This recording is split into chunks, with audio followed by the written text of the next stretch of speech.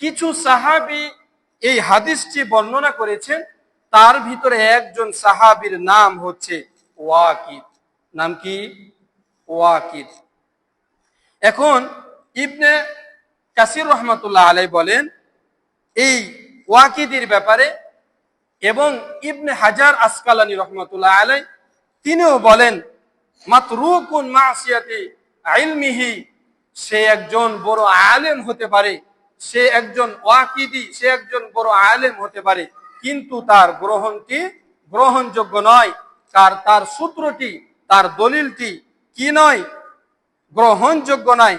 কাজেই এই তার বর্ণনাটি নেওয়া যাবে না, ততটা যুক্তিযুক্ত নয়, এই বলে তিনি রেখে দিয়েছেন।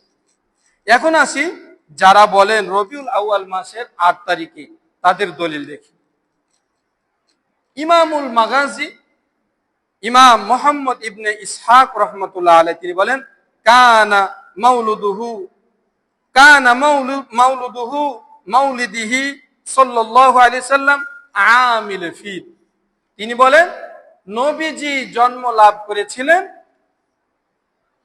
রবিউল আউয়াল মাসের ৮ তারিখে।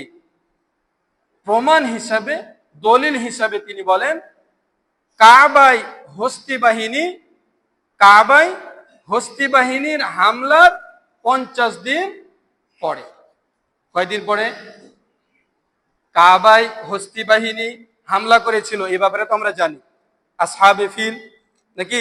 আলাম তারা কাইফা ফাআলা রাব্বুকা বিআসহাবিল ফিল, আছে না সূরা ফিলের ভিতরে? আলাম তারা কাইফা ফাআলা রাব্বুকা বিআসহাবিল ফিল আলাম ইয়াজআল কাইদাহুম ফি তাদলিল ওয়া আরসালা আলাইহিম তায়রান আবাবিল। ওয়া আরসালা আলাইহিম, তাদের কাছে, আরসালা আলাইহিম, তাদের কাছে পাঠানো হলো তায়রান আবাবিল, আবাবিল পাখি। শুনেছি না আমরা? এই তো দলিল, সূরা ফিল।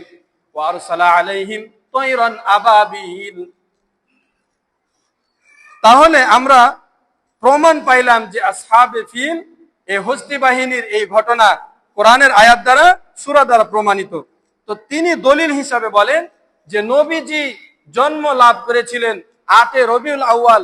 তার প্রমাণ হলো হস্তি বাহিনীর কাবায় হামলার পরে 50 দিন পরে তিনি কি করেছিলেন? জন্ম লাভ করেছিলেন। এখন 50 দিন পরে রবিউল আউয়াল মাসের ৮ তারিখ মিলাবো আমরা, সেটা কিভাবে? হস্তি বাহিনীর এই মুহররম মাসের 13 দিন বাকি থাকতে এই হস্তি বাহিনী কাবায় কি করেছিল? হামলা করেছিল। মুহররম মাসের 13 দিন বাকি থাকতে, এখন হাতে মুহররম মাসের 13 তারিখ নিয়ে নেন। মুহররম মাসের কি নেন? 13 তারিখ নিয়ে নেন। মুহররমের পর সফর মাস, সফর মাসের পূর্ণ 30 দিন নিয়ে নেন। তাহলে 30 আর 13 কতদিন হলো? 43। কয়দিন হলো বলেন না? 43। 50 দিন পূর্ণ হতে কয়দিন লাগে? 7 দিন। 43 আর 7 50 দিন। তিনি যে দলিল দিলেন 50 দিন পরে, এই 50 দিনকে আমরা মিলাচ্ছি। তাহলে মুহররমের 13, সফরের 30, 43, আর মুহররম সফরের পরে রবিউল আউয়াল মাসে যদি 7 দিন নিই, তাহলে 8 রবিউল আউয়াল হচ্ছে, অর্থাৎ মাগরিব পরে পড়ে যায় দিন। তাহলে 50 দিন হলো। এই যুক্তিতে, এই দলিলের আলোকে আমাদের বর্তমানে ওলামায়ে কেরাম বলেন এই 8 রবিউল আউয়াল নবীজি জন্ম লাভ করেন। এটা হলো কি? বিশুদ্ধ মত। কি মত? বিশুদ্ধ মত অনুযায়ী নবীজির জন্মের তারিখ ছিল 8 রবিউল আউয়াল। আজকের আলোচনা সুর দিয়ে নয়, আজকের আলোচনা জাস্ট বোঝা। আমাদের কাউকে যেন কেউ বিক্ষিপ্ত না করে দিতে পারে, আমাদের মাথার ভিতরে যেন কেউ ভেজাল না দিয়ে ঢুকাই দিতে পারে। জাস্ট এই আলোচনা আজকের শোনার, জানার, আমলের কিছু নাই। কিন্তু নবীজির ব্যাপারে জানা, এটাও ইবাদত। নবীজির ব্যাপারে জানা, বুঝা, নবীজির দেখানো পথে চলা, এটা কি? এটা ইবাদত, এটা একটা ইবাদত। এজন্য নবীজির জীবদ্দশার, এই নবীজির জীবন কাহিনী, জন্মের তারিখ, মৃত্যু তারিখ, এগুলো নিয়ে আলোচনা, জাস্ট এটা আমাদের একটা ইবাদত। যতটুকু করলাম এতটুকুতে আমাদের নেকির সীমাবদ্ধ। এখন আসি যারা বলেন 12 রবিউল আউয়াল, তাদের আমরা দলিল দেখি। প্রসিদ্ধ বর্ণনা অনুযায়ী বা 12 রবিউল আউয়াল কেন হয়েছে, তাদের দলিল হলো উলিদা রাসূলুল্লাহ সাল্লাল্লাহু আলাইহি ওয়াসাল্লাম, আল্লাহ রাসূল সাল্লাল্লাহু আলাইহি সাল্লাম জন্ম লাভ করেন ইয়াউমাল ইসনাইনি সারি আশারা মিন শাহরি রবিউল আউয়াল, নবীজি রবিউল আউয়াল মাসের 12 তারিখে জন্ম লাভ করেন। তাদের দলিল। এখন আমরা আসব তাদের দলিল বিস্তারিত জানতে। এখন এই ইবনে কাসির রহমাতুল্লাহ আলাই তার যে দলিলটাকে ব্যাখ্যা করেছেন, তাদের দলিলটাকে কি করেছেন, ব্যাখ্যা করেছেন। এই যে রাবি, আমাদের ওলামা একরাম ইমাম আবু হানিফা রহমাতুল্লাহ আলাই, ইমাম শাফি রহমাতুল্লাহ আলাই, ইমাম মালিক রহমাতুল্লাহ আলাই, ইমাম আহমদ ইবনে হাম্বল রহমাতুল্লাহ আলাই, তারা দলিলগুলোকে কিছু কিছু দলিলকে কিছু কিছু হাদিসকে সহি বলেছেন না, কিছু কিছু হাদিসকে হাসান বলেছেন, কিছু কিছু হাদিসকে গায়রে হাসান বলেছেন, গায়রে সহি বলেছেন, আবার কিছু কিছু হাদিসকে জয়ীফ বলেছেন, দুর্বল বলেছেন নাকি। আবার কিছু কিছু হাদিস আছে দুর্লভ, এক দুর্বল এক জিনিস, দুর্লভ আরেক জিনিস। তাহলে হাদিসগুলোকে ব্যাখ্যা করলেন কেন, হাদিসগুলোকে পৃথক করলেন, প্রকার ভেদ করলেন, ভাগ করলেন কেন? রাবীদের ব্যাপারে তথ্য নিয়ে। কি নিয়ে? এই প্রকার ভেদগুলো হলো কোথা থেকে?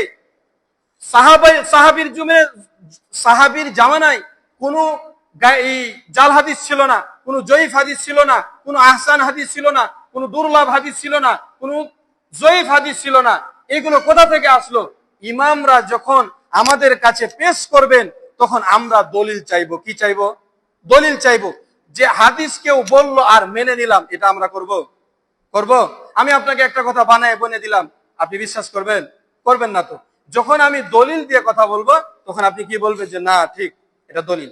তদ্রূপ তারা যে হাদিসটাকে আমলে নিয়ে আসতে হবে, এটাকে প্রমাণ করার জন্য তারা রাবীদেরকে খুঁজতেন, রাবীদের জীবনী পড়তেন, রাবীদের ব্যাপারে জানতেন।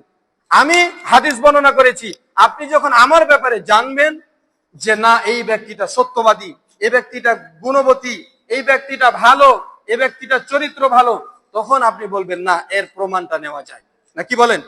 হ্যাঁ, সমাজে অনেকে অনেক কথা বলে, একজন ভালো মানুষ যখন একটা কথা বলে সবাই চুপচাপ হয়ে যায়, তার কথাটাতে একটা মীমাংসা হয়ে যায়, সিদ্ধান্ত হয়ে যায়। কেন?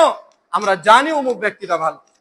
এরকম যাচাই বাছাই করতে গিয়ে দেখেছেন এই হাদিসটি বর্ণনা করেছেন দুইজনের ব্যাপারে জেনেছেন। ভেজালটা কোথায় পেয়েছেন দেখেন। তার ভিতরে একজন হলো আবু সাঈদ, তার নাম কি? আবু সাঈদ। আরেকজনের নাম হলো আফফান। এখন এই দলিলটাকে, এই হাদিসটাকে আমলে নিয়ে আসার জন্য যখন তাদের জীবনী দেখতে গেছে, তখন দেখছে আফফানের ওস্তাদ হচ্ছে সাঈদ।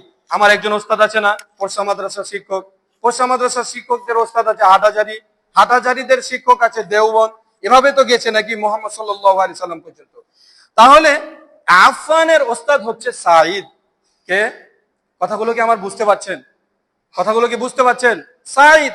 এখন সাঈদ জন্ম লাভ করেছেন 110 হিজরিতে, আর আফফান ছাত্র জন্ম লাভ করেছেন 134 হিজরিতে। বলেন তো কেমন হয়ে গেল? হিসাবে কিন্তু আফফানের বয়স বেশি হওয়ার কথা ছিল সাঈদের চাইতে, কারণ সাঈদ ওস্তাদ, তার বেশি হওয়ার কথা ছিল। অথচ